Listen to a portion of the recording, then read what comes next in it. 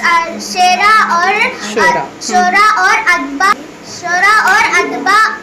के तारुफ और हमारी तहजीबें और सकाफती रिवायात की झलक को देखने को मिलेगी। आपको साबिक़े और लाहिक़ों के बारे में बताने वाली हूँ। साबिक़े वो लफ्ज़ या हुर्फ है जो किसी दूसरे लफ्ज़ के शुरू में लगाकर इसकी मानी में तब्दीली पैदा करे। लाहिक़े वो लफ्ज़ या हुर्फ है जो किसी दूसरे लफ्ज़ के आखिर में लगाकर इसकी मानी में तब्दीली पैदा।